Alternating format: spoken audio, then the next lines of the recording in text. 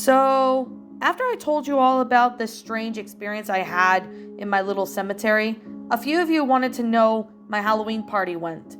Better than the last one. Thank you very much. Don't worry, I'm only joking. I am here and I'm going to tell you about what happened, but before I do, I need you to tell me more about my year of the Halloween between the last two ones. Otherwise, it wouldn't make any sense. Hopefully, you'll find it interesting, as I did, and I'll spread it across a few chapters to make it easier to digest. But I promise you, this story does have a resolution, and we will get to it. As you already know, the night the man died, I was stuck inside a ring of jack-o'-lanterns, surrounded by formless spirits called the Wisps. They couldn't pass over the circle he made, but they seemed to be aware of my presence. After they had devoured the man, they began orbiting around me, forming a pillar of cold blue flames that spiral up into the night sky until I couldn't tell them apart from the stars. If I hadn't just watched them kill my friend, it would have been beautiful. Nothing caught in their ghostly light to make a shadow, and yet there were shadows. Shadows of things that weren't there. Things that didn't or couldn't exist in the natural world. Even though I was hysterical, I was cognizant enough to think that the shadows were the things of the other side of the veil, where the man said the wisps were from, and the wisps were not fully in our world, and their light was obstructed from the other side. At the time, I didn't know if the shadows were just horrifically distorted, or as if they were accurate representations of horrifyingly distorted creatures. Since then, there was nothing I could really do to fend them off anyway. I just closed my eyes and waited for it to be over. That's when I realized that mixed with howling wind, and it was uncanny choir of ethereal voices. It was faint, and if there weren't any in English, but I couldn't tell that they weren't coming from the wisps, but across the veil. I almost had a heart attack again, fighting my body's overwhelming fight of the flight response, knowing that staying put was my only chance for survival. As I listened to the voices, I came to realize that they weren't directed at me. If the fiends on the other side of the veil knew I was there, they wouldn't really care. Their music was in celebration, a Halloween celebration that dwarfed mine and thousands of other of magnitude. A vague sort of image started to form in my mind, and the grand festival dedicated to the most sacred night of the year. In my horror, I wondered that what could be possibility of these ghastly things being a curse of jubilation.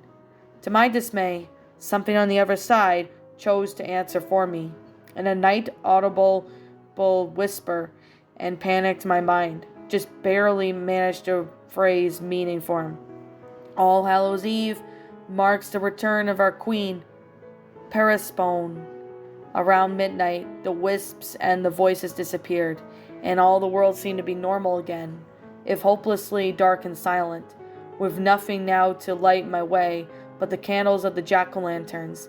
I dashed to my car and sped out of the cemetery, letting all my party supplies I had placed on the hood fly off where they would.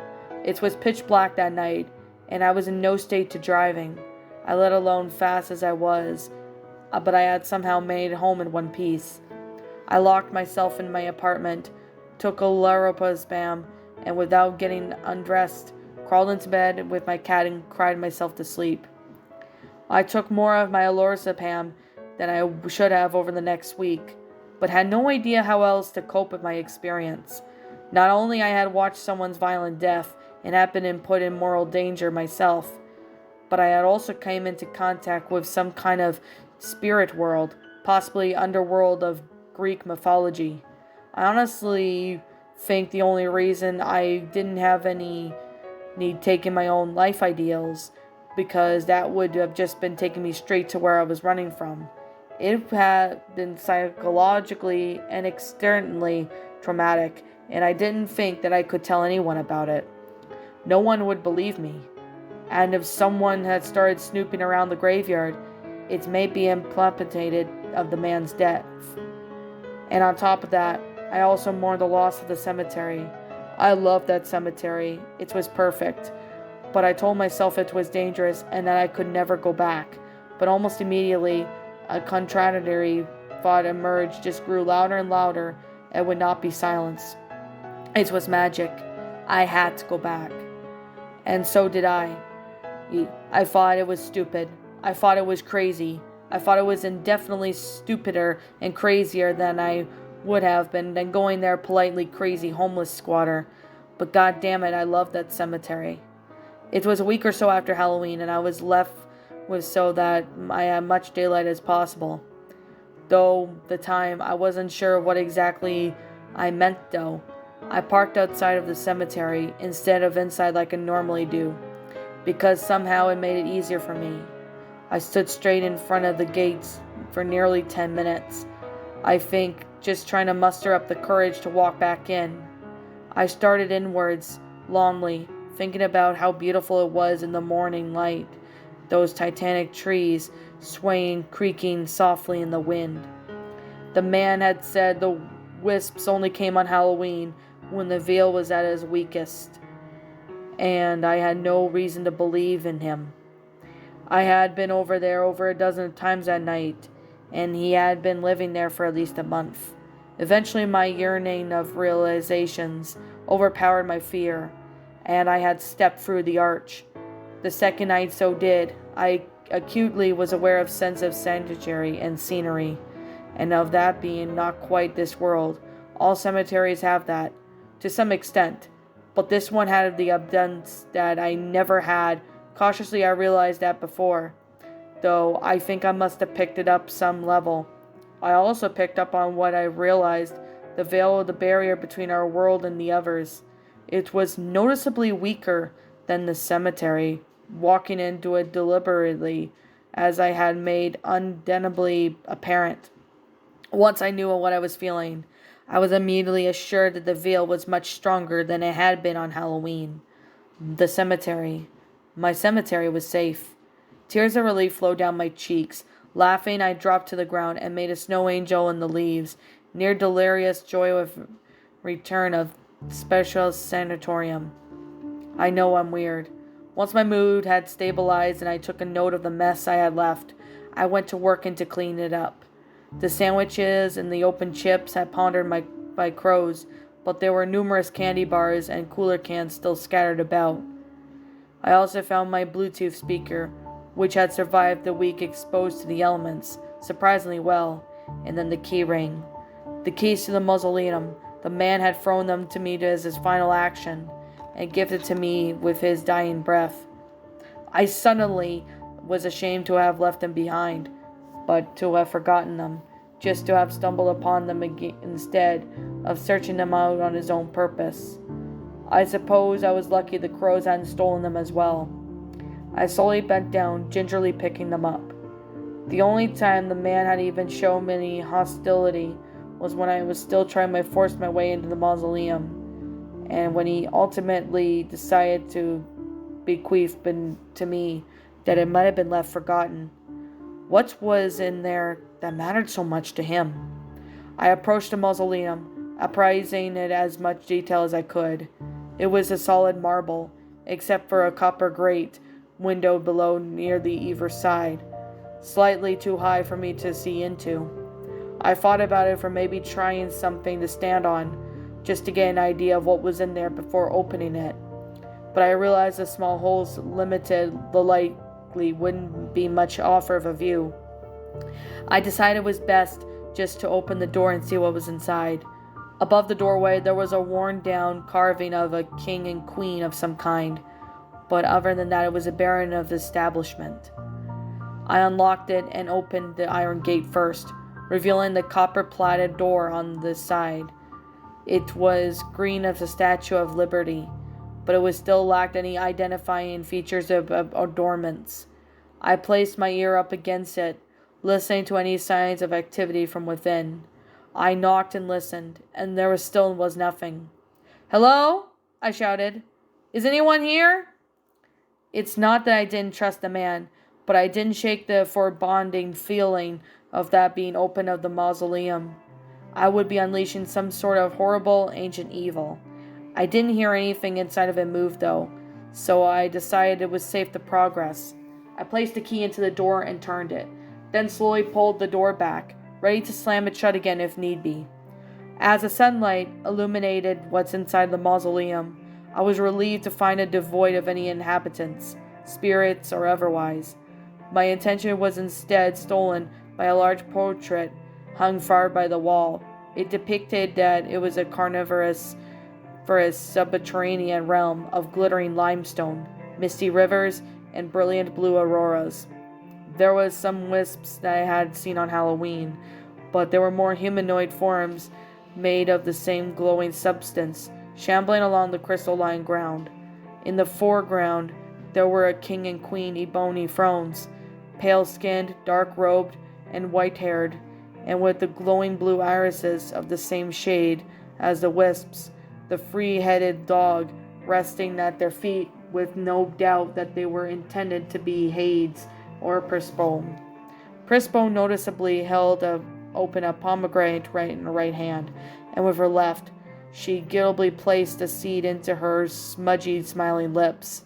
I took this as an indication of depiction. Prispone was the controversial queen of the underworld. I inspected and admired the paintings for a few minutes, but my knowledge of fine art was limited, so I couldn't underestimate how old it was. It looked like it would have been some decent money at an auction, though, and as beautiful as it was, I briefly wondered why the man had never stole it. I decided to then search through the rest of the mausoleum for answers. There was a sealed tomb in the center, with no way for me to find out who or what was inside of this. Taking a sledgehammer to it, and a purple velvet underrunner draped over it, with a padded hooded wooden chair onto the side, like if someone had been using it as a table. There were a dozen of other caskets and niches built into the east and west halls, too wide by a tree thigh, but they were candles. I knew there were some mausoleums that held bodies during the winter, so that they would be buried into the ground when thawed. But if that's what the building was for them, why was it sealed in the tomb in the middle? The question that bugged me the most, though, was if this man's family mausoleum, then his ancestor had been buried outside instead of in there? The last thing to note was a small bookcase beneath the portrait. There were shelves and a few dozen books, all of which looks like a couple 100 years old. On top of the bookcase was a heap of more modern documents, bound with elastic band. On a small personal safe, I tried one of the remaining keys to open the safe, and it worked. Inside was a large stack of cash, jewelry, and commemorative coins. I half-heartedly noted that these were now mine. I hadn't come back there to took them for the money, though. I wanted to know about more of what I've seen. I took the stack of documents and sat down by the tomb to read them, assuming they would contain the most recent information. I was frustrated at first when none of the documents had any names or dates. The wisps, the little identity thieves that they were, had already picked them clean. I was, however, able to piece together enough to confirm what the man told me about his family. They at one point had been old to money, but a series of worsening misfortunes in other generations that nearly wiped them out with their wealth. After what looked like their most recent death, presumably by the man's father, he had sold off any assets he had left, paid off his debts, and took what was left back to the cemetery. There was even a psychologist's note mentioning that he had become increasingly paranoid, showed signs of precocious delusions, that he believed that they were being punished by angry spirits or for the betrayal of his family. He said that he had planned to seek sanctuary on the hollow ground, where he'd be safe until he had the chance to set things right with them. I knew he wasn't crazy. I had seen the wisps, heard the music of the underworld. I felt truly sorry for him. Then, for him, he would have suffered a tragedy, lost his entire life, knowing that he would be next, and that it would be the best for his hope was to give him to his own terms. I wished that he was at peace, but from what I have seen so far, I had no reassurance of all of that. I thought now of how horrible my newfound genosis was, to know that there was an afterlife, but for that had to offer no comfort, and even inspired the dread with more prospect of oblivion, for the time of my life to fear hell. Setting the document aside, I turned to the bookshelf in the hopes that they would be able to offer some kind of misunderstanding about what I was dealing with. It was then I noticed that the very first book had a sticky note attached to its spine. Miss, start here. I guess the man's decision was leaving me in the mausoleum wasn't really as the last minute as it seemed. I picked up the book and saw it was a journal of some kind. I opened it and inserted at the front of the loose leaf table contents. Written in the hand is a sticky note, starting with the man's recommendations. I soon realized that the journal had been written by the same ancestor who had made a deal with the elder things in the first place. They described themselves as being born with a second sight or clairvoyance, which, among other things, made them aware of spirits. They had been a clairvoyance to the bootstrap, themselves considerable wealth, and with a strong standing, when they had used to seek into other gifted individuals and sources of cult knowledge. This is where their collection of arcane literature came from. They developed the modern scientists, philosophers, a wood panpsychic theory of conclusiveness. That conclusiveness was fundamental constituent of reality, like a mass or charge, and it had those continents. Those conclusiveness did a direct on reality, but however muscular, they came to the conclusion that the psychotic abilities were the results of being focused, amplify the control these effects. For example, the particles on everything that had been absolute zero are moving. It's just their movement at the random on whole. They cancel each other. Telekinesis would be collapsing the way of the function of the object. Those are the particles move in the same direction all at once. But that's my take on it. They obviously didn't have anything quantum physics. They also believed that the conclusions became more complex with the bodies of living things, especially with the nervous system, intelligent animals.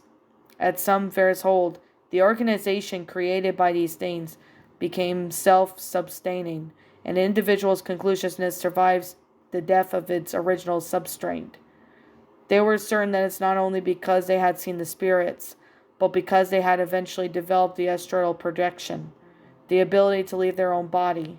This led them to discover that there were in fact other planes of existence besides our own, and that conclusiveness was bound to have one of them. It was during one of those body experiences that they have discovered a race of beings that are called elder kin. They thought the older people had viewed the Frey or gods. I think it's interesting to say the note that the man had referred to them as elder things. It's possible he just liked Lovecraft, but I'm guessing it's just his experience with him they had left her reluctant to think of them as kin. The ancestor did not content with already considerable gifts and wealth, wanted to know no elder kin would do for them. I'm going to quote the journal directly here.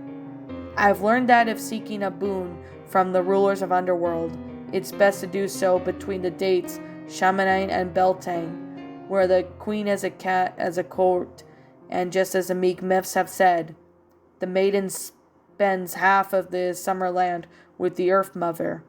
When Hades rules alone, he is not inclined towards generosity, unlike his lecherous brothers. That warmth that is in Hades, a heart is his queen alone, and when he is with she's with her mother, he becomes cold and stern, allowing himself to feel nothing, least he feels of her absence. I had also learned not to pity Persephone and the shades of the underworld to tell a different story, rather than the one I've read. They say, at least, wary of the eternal maidenhood and the omniscience that could never have been realized of in her mother's shadow. It was Persephone that seduced Hades, where Hades only ruled because he drew the short straw for his brothers. Persephone believes it better than the rule of hell than serve in heaven. He relishes her plans and the queen of underworld. It is it to her, then, that I must take my case. If I can appeal her sense and originally, she may grant it, and Hades will defer her judgment. After that, it just reads like a fairly typical frustrating bargain, with the man's ancestors selling their internal soul for earth prosperity. The only difference with that being his purse bone demanded their entire bloodline as a price, since the ancestor was asking for their gifts to pass on without fail to their descendants. I was angry when I read they accepted the bargain, and they sold not only their own soul, but for every child, grandchild, and great-grandchild they would spawn because of their metaphoric selfishness.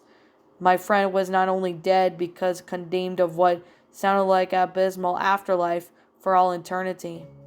I felt so hopeless then, that there was nothing a mere mortal could do to change the will of ancient gods, but then again, I had suddenly empathy.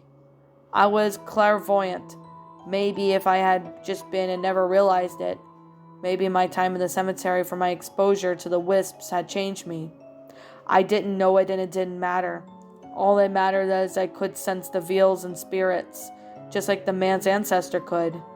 I glanced over at the bookshelf and realized all the knowledge that the ancestors had used to hone their skills and grow the power that was right in front of me. By then it was around 5 o'clock, and the sun was getting low, and I realized I hadn't consumed anything other than a bottle of water for about 10 hours. I set everything back as I found it, locked up the mausoleum, and headed back to my car. I told myself that I needed food and sleep to process all that I just learned before committing to anything.